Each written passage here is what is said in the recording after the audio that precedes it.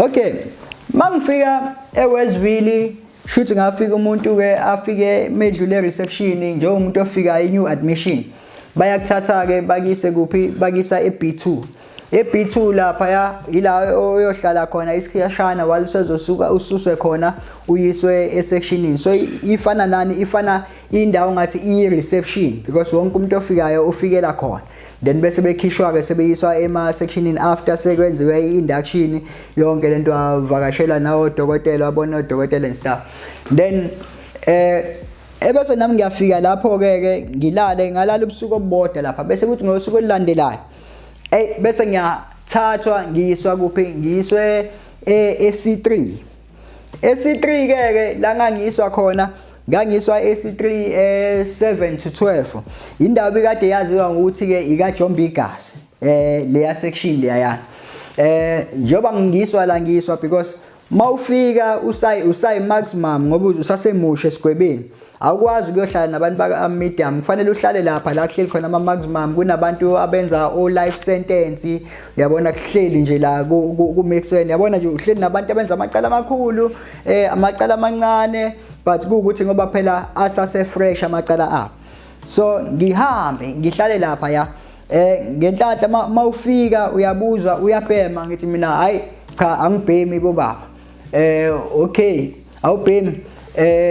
wenzani hayi ngiyasonta kuthiwa hayi hamba uye lapha ngihambe ngiyohlaliswa kwenye indlu eC3 number 12 so iC3 number 12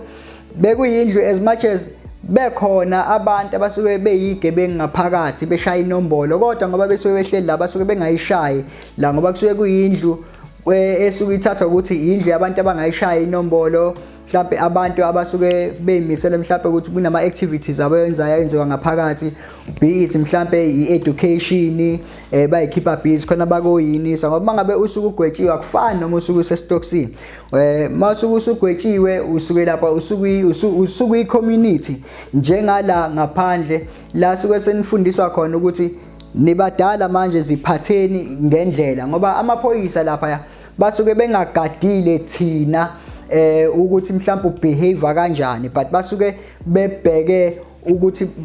idingo onqangi zethu siyazithola yini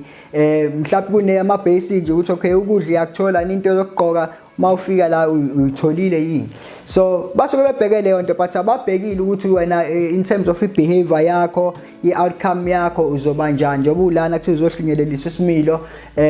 uzoba njani no basuke abakubhekile konke lokho so then ngihleli la first time mangifika la eC3 ngifike nje kube yindlu kube kahle ngiyithule einsizweni bangizingibiza insizwa shithi mawufika ke ngaphakathi kuba nesibonda nje sasendlini so njengoba ufika uzokubiza akubuze ndoda kunjani hayi ngiyaphila akubuze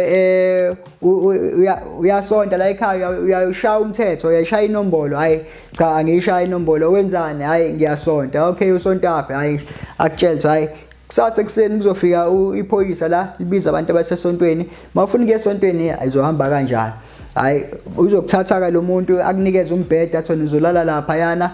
akubeke lapho then bese kuthola ukuthi mhlawumbe ntambama mase kuqeda ukuvala ijele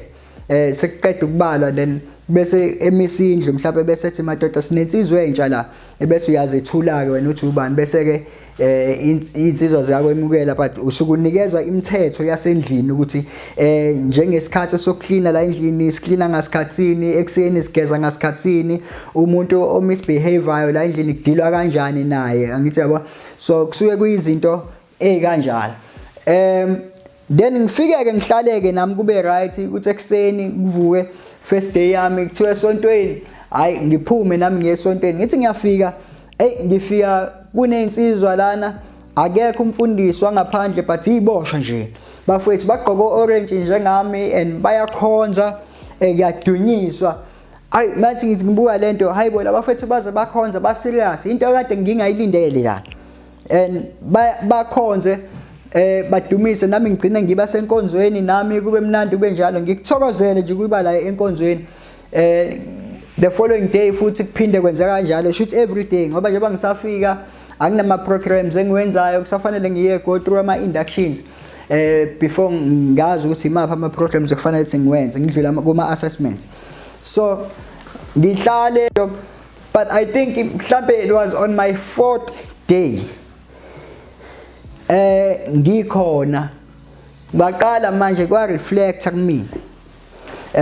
ngathi mina engqondweni yami ngathi mina yazi ngigwetshwe u20 years njengoba ngigwetshwe u20 years kushuthi mina ngizofela la ejele yabo ngithe le ndawo kade ngiavoida but nansi ngilandele igcine yangithola but bese kubuya something kumina ukuthi njengoba kade ngingaphandle lapha ngisebandleni uNkulunkulu mangiqala kwiministry wangitshela ukuthi angihambele emajele ngishumayele emajele nasezibhedlela but ngangazi ukuthi emajele ungena kanjani kwenziwala futhi angaze ngayihlupha ukuthi ngeke ngikuzame lokho instead into engayenza bengiphuma ngihambela izibhedlela nje izibhedlela koStenga bayazi bengihambela khona ngisho koShaka Scroll eclinic ngisho nakomasho ngihambela emaclinic khona but into engayenza engayibuka ngayirealize late mase ngihleli ngenza sengihlolisisa mina ngenza introspection ngabona ukuthi lapha instead ukuthi ngiye emajele but ngathatha izikole ngaya ezikoleni and uNkulunkulu akashongo lutho ngezikole but wangitshela ngani wangitshela ngejele and ngithe mangaphakathi la ejele so mase ngibuka lento ngafikela isithombe ukuthi ngazi abantu bathini ngaze ngithola ukuthi kuvela iarticle nami mangabe ngiboshwa yamane yathi nje umfundisi wase abundant life uboshiwe bosheli rep 20 years ugwetshiwe and ngokwenze ngolento sekudlala yonke lento sekubuya yonke lento ngitshela ekhaya nami ngitshela uma uthi hayibo kune newspaper isolezo kuphuma istory sakho kanje now enkantolo bekade ngena journalist nje kwenzeni then umqondo washuthi abasebenza khona abajayela ukudayisa izitori kumaphephandaba ngoba bengena journalist kade ikhona then ebese ke kuba khona isikhathi la khona ngibona ukuthi uyabona ngathi lento inganele angikwazi ukuphila kanjeni kungcono ukuthi ngimane ngenzeni ngimane ngiyibulala yabo ngoba ngiyabuka ngibuka u20 years isikhathi eside kangaka ngapha ngishiya ugogo okay so njengoba ngila ejele manje yabona ngiya reflect manje ukuthi yabona manje sengiyabhanta intake manje na sengisejele le ndawo kade ngiavoid kodwa manje sengiyithola ngikhona sengiyabuka manje ngibuka impilo yami ukuthi yabona impilo yami isimile manje shuthi sizophela kuyashabalala ngami manje benginamaphupho ukuthi mhlambe in few years time in 4 years 5 years ngiyibona sengisamwe ngempilo and because benginalento yokuthi njengoba ngikhule ngalendlela engikhule ngayo ngakhula nange rejection kababa and I wanted to do better and so right ngiboshwa kanjena senginabantwana vele so nginabantwana from kubantu abahlukahlukene and njoba ngiboshwa kanjena nginabantwana bebe5 but washona oyi1 yabo so washona premature and so nginabantwana abayi4 abaphilayo so ngiyafisa ukuthi ngibe lapha kubona empilweni yabo ngoba mina ubaba azange abapha khona so mase ngisengene ejele kanjena sengizwa ubhlungu manje engibuka sengibona ihistory ukuthi siyayirepeata my lento lengiexperienceile nakho nabantwana bami baya experience kanti njengoba bengikade ngikhona at least abantwana bami bengikwazi ukuthi ngispend isikhathi nabo like ifirst born yami umfana bengikwazi ukumthatha ngirana isonto azohlala nami emqashweni angene ecrash but ngispend isikhathi naye sasemncane run go 3 to 4 years uyabo nawo njalo unodadewabo naye ngokunjalo ngikwenza lokho ngizogwetsha nje ngangisiqeda ukuspenda isonto naye ngihleli naye indodakazi wami so ngigwetsha shitha kangazi kahle ngoba ngigwetsha ngithi lapho bese nabo ma close to 3 years yabo ngoba njengamanje manje kade 14 this year kulonyaka yes so nginalo ubhlungu lobu uthi abantwana bami so ngizoba ifailure abantwaneni bami njoba nobaba bayifailure kimi and ngizame ngawo wonke amandla ami so the best way into engifanele manje na shuthi ngifanele ukufa because ayikho into engiyiphilelayo shuthi konke engikuzamayo shuthi mina kuyabheda ngapha ngibhekene ne rejection ngakhulela emgaqweni kwabanjeyana so noma sengithi ngiyazama ngiyayitakula ngiyakhula but izinto lokho ezenzeka nje so and makwenzakala kanjena ngidecide ngithi mina kusasa angiphumi ukuye esontweni ngoba mangiphuma masiye esontweni abanye basuke beya emaklasini baya kwamanye ama programs so indlu isala empty noma kusale abantu abambalwa ngithi mina hayi yabona kusasa ngisala endlini angiye esontweni so ngizothatha intambo lapha kunamashidi ishidi yawazi ulithatha ishidi ulisike ulenze intambo ulithunga intambo so ngithi mina hayi ngithatha intambo ngimane ngiyikhunge nje kumane kuphele ngami yabo kunokuthi ngizwe ngangikwazi ukuhlala isikhathi esingango 20 years ngihleli kule ndawo yabo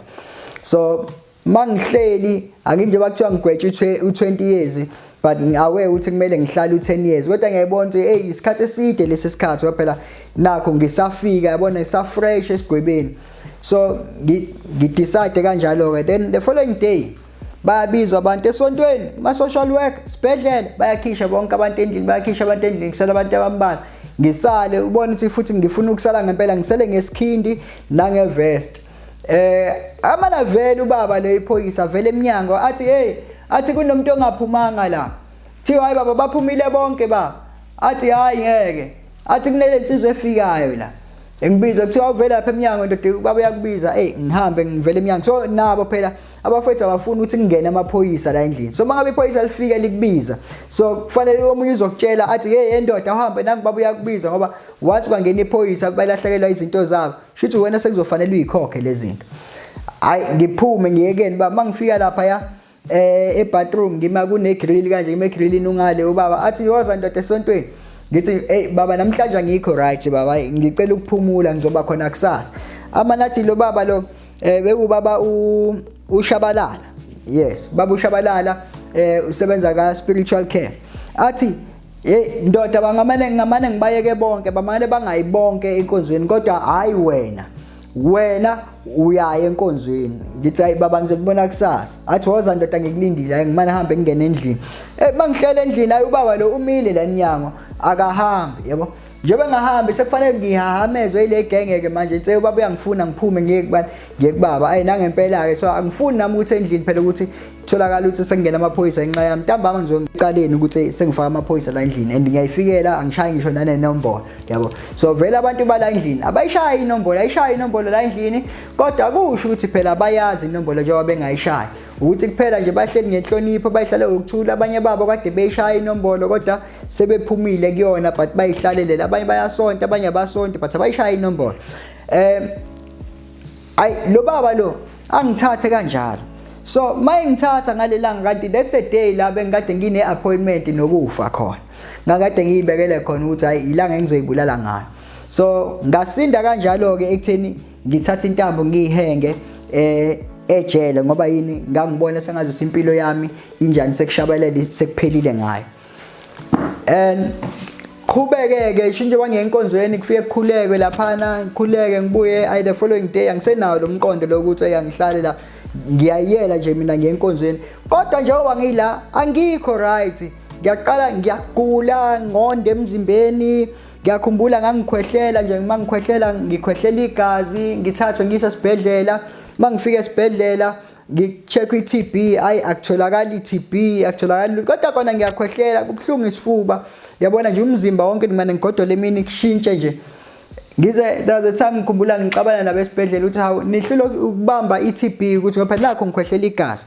and bese kuthiwa manje nje bangifike la ngifike ku-October ukuqala kwawo October no seku October manje because bengifike ngoJuly end of July and seku October manje na so nambe sengiqala ukujwayela sengenza ama activities kunendawo kakade kuthiwa uzoba ne function so senze ngangenza ipoetry ngaphakathi kunege ngenza senza ama sketch yonke lento so nami sengiqale ngiyajwayeza ngithi ngiyablenda kanye negenge lenjani eparticipate la ngaphakathi yenza ama programs because mawufika uyatshela ukuthi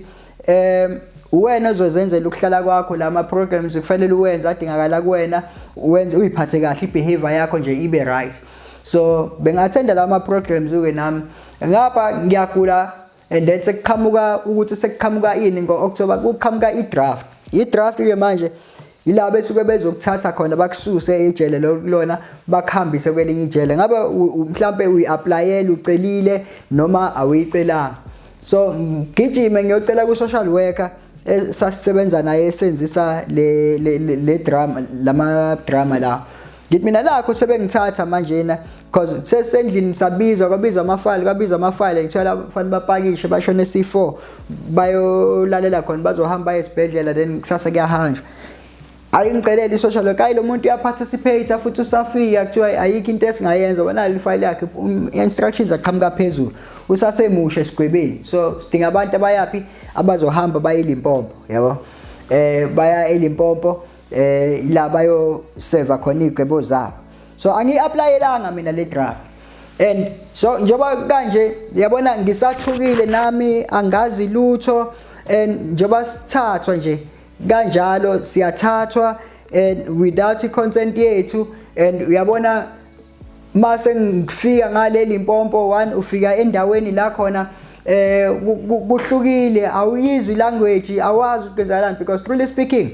before ngene ejele bengikade ngakwazi ukuhlukanisa umpedi bengakwazi ukuhlukanisa umtswana bengengihlukanisa umtsonga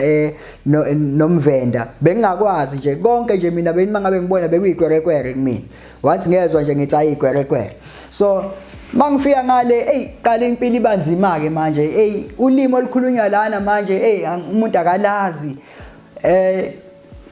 hlala ngenxa ukuthi bakhona abafowethu abakhona bamaZulu nabesibaficelana mhlawumbe abanye babo sebeyalwazi ulimi lolukhulunywa lapha khulunywa isivenda ke kakhulu khulunywa isivenda isipedi bese kuba nalaba abakhuluma isitsonga yabo so ayi umuntu ahlaleke khona so mawufika kuleli jele leli uthi uyabuka kuleli jele kunejele ezidlula kulona abathi iThohoyandou shit leli jele lifana ne-reception mawufika kulona ila must ukuthi uqale kulona before uye kulela jele ngoba leli jele esiswe kulona ijele liyi-private yabo must ukuthi siswe khona manje sitshela into eyodwa la kuthiwa niyabo la niya khona kuthiwa lapha niyobusa kufana nokuthi nisehotel yabo niyakobusa nje nizoba right yonke nifunayo nenifuna ukuba yiyona nizoba yona nifike nifundeke madoda la yabona umuntu uyahamba ke manje sesiya kuleli so siyafika ke lapha kuleli jele ke manje sesiya kulona mangabe sisuswa eThohoyandou leli jele siya kulona balibiza ngeKutama Sintumule Correctional Center lise Louis Richard leli jele leli li private limonitor iDCS kune DCS controller khona ene office lapha ngaphakathi uyona monitor ukuthi ngabe bayenza ngendlela yini into yakhona so masifika lapha ya siyangena ke singene reception ke Tswana ngibuya phi hayi sibuye KZN idraft ebuya eKZN Durban Westville because sifike la besikade sihamba nje ngowola bebathathu yabo and sibaningi so siyaqala siyahlukaniswa ke so banento ke lapha bayenza ukuthi mangabe ukuthi ke namaZulu or amaXhosa abafuni mhlawumbe nifika niba u5 or 6 bazokwenza sure ukuthi ningahambi niye ngandawonye but bazoniseparate because lidivide kathathu ijele la khona banihlukanise kulamajele lawa amathathu abanye bayeli and then siqale siyahlala so into ke eyinotisayo mangabe sifika la ngabona ukuthi yawo akufani na jele eWestville la ngiqhamuka khona and naleli jele leli engene kulona la eThohoyandou because la usaqala mawufika kune section la ulindela khona usalindile ukuthi kwenziswe induction uzovashela ama social worker ama psychologist bo case manager bonke bayeza baka education bayeza bazokubona baya assessa and then bese uthathwa ke usuyiswa sectioning then sectioning mawufika lapho ngoba uqeda ukuassesswa lapha usuqala ama programs so into lapha ya bebe emphasize kakhulu bebe emphasize indaba ye-education ngoba makuza kwi-gangsterism hayi ngeke uzuyithola i-gangsterism lapha ya ngeke uthola umuntu ephakamisa isithupha athi 26 noma athi uyi28 kuthiwa nje gangsterism will not be tolerated so abafowethu bebekwenza lokho mhlawumbe baphakamisa bayabingelelana bayahlangana baphakamisa izithupha bayabizwa manje yenda kabavapha so yabo and then say kubuza kuthiwa nenzani esesiyoshaka isibhaxo yabo sebeshayela nje ukuthi baphakamise isithupha sesibona ukuthi ayingeke ngathi labantu sebeyaqobola vele babuya kaZulu Natal labantu so bakuthi nje amaXhosa Zulu singafunakali yabo and so mina angishaya inombolo so njengoba ngingashaya inombolo mangifika lana ngifike ngifocuse kwi-education mind you ukuthi ngisuke ngangikade la anginayo imfundo ethini njengoba ngizongena la ejele ngike ngazama ngaphuma esikoleni kuma lower levels and ngathi noma sengisebenza ngitohoza ngangena kwi adult education of which ngagcina ngaqedile ngenxa ukuthi ngashawa i-ID kumele ngibhale level 4 so ngiyabuya manje sengithi okay nginesikhathi sonke ke manje ngizohlala u10 years la so nje bakufanele ngihlala u10 years ejele and kuleli kune contract mawungena usayiniswa nithi contract yala ekhaya njengoba ungena usayina i-contract ka 5 years ozoyisayina uzobuhleli kuleli jele leli so ngi-aware ukuthi ngizohlala 5 years la so I must do something ngalo 5 years ukuze ngithi mangiphuma ngiphume nga something so ba emphasize education ke ngiqale nami ngihambe ngiyobhala i-assessment test ngingene ngaqala ka level 2 ngingene ka level 2 ngifunde konke ngiyaparticipate ngi-attend ama-programs inama-programs ama-social worker ama-psychologist ayenzakalayo and ngiyaparticipate kuwona wonke and ngiphela unyaka umuntu uyaphasa ngiye to the next level so ngifunde kanjalo ngigcine ngize ngikwazi ukuyophuthula up at level 4 ngenze ne-computer at the same time khona ngaphakathi ngenze i-theory ngiphinde futhi ngenze i-practical mangiqede level 4 then kwafanele ukuthi then lapha into abayenzayo kuleya jele uthi mawuqeda level 4 uhambe uyongena ka grade 10 then from grade 10 grade 11 up to grade 12 but whilst ema DCS mawuqeda level 4 umanuye nje straight ka matric yabo so ngiqale ke mase ngenza grade 10 la ebese ngiyaqala ke ngibuye ngiyokwenza i-computer ke leya sengenza i-basic nje bade ngenze e-classini as per subject bese ngiyozenzela yona ke sengiyenza nje ngiyenze for a period of a year and then ngathola isitifiketi sayo ke and then ngiyaqhubeka ngithi grade 11 then mase ngenza grade 11 sekucaca ukuthi manje kufanele ukuthi umuntu ahambe because one besilwa silula ukuhamba because due to ama challenges ebesibhekene nawo lapha bekunale inkinga nje ye-tribalism khuluma iqiniso kahle kahle ye-tribalism wazi ukuthi uzobuyela ekhaya uma uyihambele kulula ukungena ngaphakathi but ukuphuma we felt like ukuthi we are kidnapped yabona so engekho umuntu ebekujabulela ukuba khona yes ngokwenhlalo yonke into ayifani nama DCS because into bebeyenza khona mawungena bakunikeza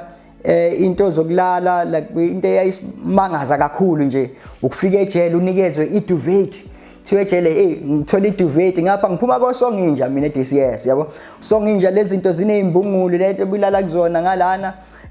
kugijima intwala but mawuthi uyafika ngala eliclean ijele unikeza i-duvet unikezwe umqamelo unikezwe ophaqa unikezwe ama-gym suit unikezwe 2 sets kuthiwa amabhluku amabili skip i-shirt kufanele sonke sifaniselane yabo so maye bathini ngenye indlela because asize sijoke nje esijoka nje insizwe ezinye ukuthi hayi la ekhaya isithupha sakho ngisho ungafika sigobe kanjani sibeke phezulu kodwa ayifana uzophelela egymnasium nase-groundini yabo because hayi isigebengu lapha siyagoba lapha isigebengu siyagoba isigebengu into ozosibona isigebengu uzosibona sesigijima egymnasium nje sesigqoka ama-gym suit manje sesiyagijima hawu usuyajima ndoda yabo yeah so okay qhubeke-ke impilo-ke umuntu afunde lapha aparticipate enza ama-programs seyaqala ne-language nami sengiya-adopta yabo sengikwazi ukuhlukanisa-ke manje ukuthi hayi umpedi lo haweza umndebele lona umtsonga lo yabo because masihlala endlini uhlala nalabantu si-mixed sometimes kuyenzeka uhlale umZulu uhlale uhlale namavenda wodwa endlini or akekho omunye umZulu noma umXhosa ohleli naye but uhleli namapedi namavenda kufanele ukhulume la because nihleli by 4 endlini kufanele ukhulume mangakhulumi uzokazi ungasizakali uzocommunicate kanjani ngoba ulimi lwazi bakhona ke abafowethu kwenabo uthi yafika bakhona uthola mhlawumbe emavendeni like thola ukuthi abasazi inhlobo isiZulu yabo akasazi isiZulu lo muntu akasazi isingisi ngoba phela ngithi hayi indlela engcono i-communication engicommunicate ngayo ngicommunicate ngesingisi yabo hayi but bayithola ukuthi hayi lo muntu akazi isiZulu akazi isingisi hayi siyaqhubeka ke la siyaqhubeka siyabhantinta kunama programs ikenzakalayo and nathi thina as iziboshwa ezenzela wona njengekuthi ngokomthetho wejele siyazi ukuthi mangabe kuyiSunday kuyaphunyukiwe enkonzweni kunamaphoyisa responsible asebenza spiritual care ukuthi asiqoqe siye enkonzweni but thina njengeyibosha bese sizenzela thina sizenzela ama Bible studies like during the course of the week. Siyazi like from Monday to Friday sinama home cells, yabo. And njengoba sinama home cells ijele divided into 3 loyela naleliya siyazi abazalwane nabazali bethu ama branches bayaqhubeka baya participate nathi ngala siya participate kwethu home cell sino 30 minutes every afternoon ukuthi fanele singene kule 30 minutes siyadumisa sifundizwe loyo suke selectiwe ngaloyo langa ukuthi uzosikhonza ngethu, yabo. Sifundizwe and then siyakhuleka emva lokho and then bese siyahlukana then ama Saturdays bese wasebenzisa for ama Bible studies. Yeah, senza ama Bible studies. Yeah, uthi uyabuka, that's where I realized ukuthi uNkulunkulu entweni ayikade eyikhulume nami maye ngitshela ngokuhambela amajele ngiyoshumayela emajele. But ngangasithatha leso sinyathelo, but sengihleli sengiyithola ngikuphi, sengiyithola ngiyabhantinta manje sengisejele, and mangihlele ejele uthola ukuthi angikhonzi and ngiyahlaselwa sula nginama challenges ngagcina ngingazwani namuntu, uyabona nje sabathe angenzanga lutho. Umuntu angazathi aqhamuka omunye athi awucheck into yakhe, awucheck umsamo wakhe ayengeke kunesinyama ukwazi manje nje usukeleke kanje noma ungenzile lutho, yabo. So kanti yini angikhonzi ngaleso sikhathi sengihleli nje ngiwile, but mangiqala ngikhonze ngibuyele uNkulunkulu ngigxile kuNkulunkulu ngibone ukuthi yabona ngiyakhuleka impilo it goes back to normal. So saqala ke isystem weBhayibheli sishumayela ngaphakathi ejele sicele emaphoyiseni wherever kunendawo eyivulwayo because ijele akubhenga noma ikuphi kulela jele. So kunendawo ngaphandle ebizwa ngama smoke break zivulelwe khona baba ne certain time abazivulelayo kuba igrace yamaphoyisa ukuthi okay njengamanje makuthiwa a day kufanele nibe na 1 hour exercise as ibosha, but thina ngiyakwazi ukuthi ngifike nginivulele 30 minutes nginivalele ngiphinde futhi ngizonivulela. So uthola mhlawumbe azivulela noma 2 hours depending kuwona, elinye liyafika fike livule sihlale noma 3 hours during the day, yabo. So bekuba kuyigrace yabo, then sebenzisa leyo opportunity ke thina siyashumayela la ofisamba senza amakhadi evangeli, sibeka amakhadi la, so wherever sifika khona sicela emaphoyiseni naye sicela ukuzoshumayela labathi hayi ngenani. Hayi umuntu akhonze kanjalo uyashumayela umuntu emasmoke breakeni, abantu bayamamukela uJesu sejele la, yabo. Bayamamukela uJesu, singena egymnasium siyakhonza ngama Sundays sibona abantu izibosha zamukela uJesu, yabona kuyakhulekwa ngathi impela ingaphandle lepa ngarealize ukuthi yazi ngabona into ebengikade ngingayazi, yabona before bengisaba futhi bengeke ngimthathe umuntu ophuma ejele ngithi mhlawumbe ngizoma phambi kwakhe ngithi ngishumayele ngithi ngizoma nje nami angathi ufike ebandleni mhlawumbe ngicabanga ngithi yazi bengathi maye ngitshela athi yazi ngiphuma ejele bengingathuka isimanga lenze kufanele ngigade ukuthi mhlawumbe ngisondela kanjani kuyena, but ngithe kuba kwami laphana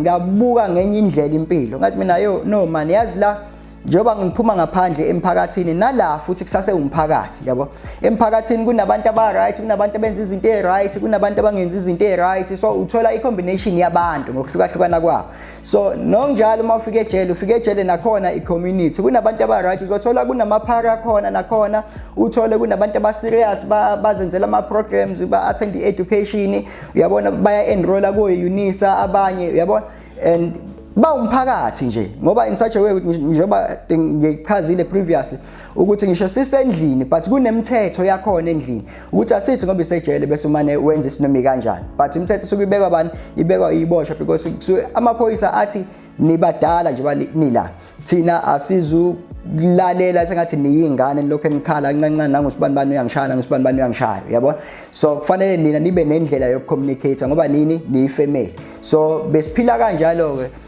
hayi impilo iqhubekeke yakhonza umuntu kanjalo uyashumayela. Bathi ngelinye ilanga there was a time la khona ngithola umnyalezo, I remember ngangikade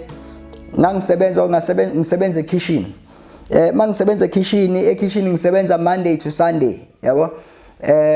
So ngenxa ye-department ngangade ngisebenza kuyo because bengade ngisebenza enyameni, so inyama ibibucayi kakhulu ke, yabona, uyasebenza ngayo kodwa uvumelekile ukuthi uyidle, yabo. But nakhona futhi makubanjwa umuntu ekhishini uthola ukuthi udla inyama ekubeni mina osebenza ngenyama sekufanele ngichaze mina ukuthi le nyama ifike kanjani kulomuntu uyithole kanjani ngoba akasebenzi ngenyama. So mawubeke kulo msebenzi kanje bekuba umsebenzi obuthenjwa ngawo and kuba umsebenzi obucayi and uyaxoshwa uxoshelwe omunye umuntu yabo.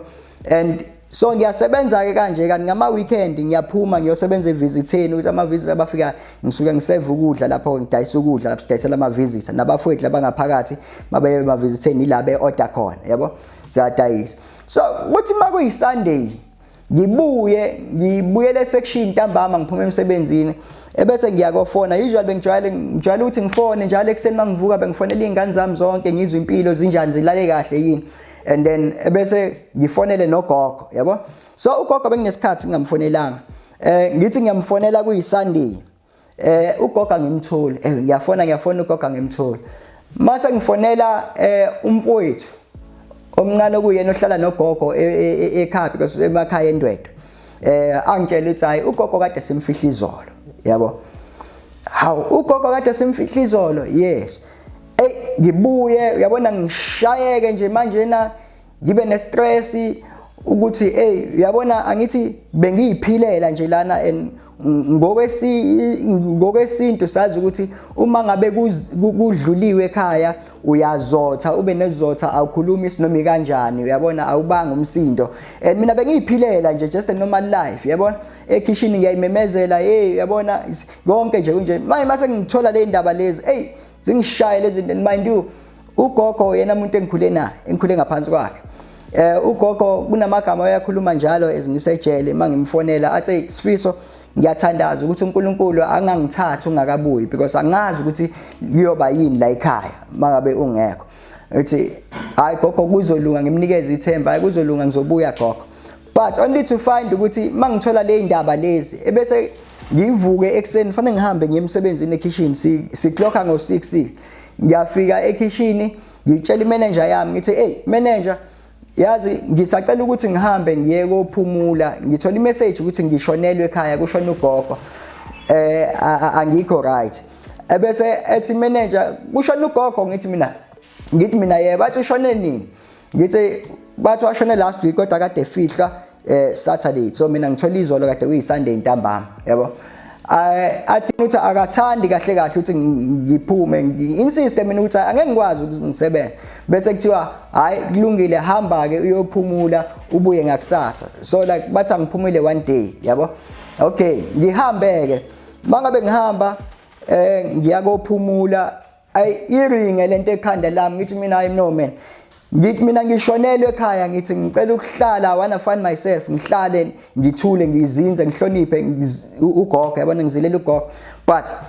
kuthiwa la angiphumule one day ngithi mina yazi la bantu akangicabangeli ngazi ukuthi angisiyena umuntu phela because nakhona ukusebenza kwami la lapha njengoba umuntu esebenza kanje ngisebenza 7 days a week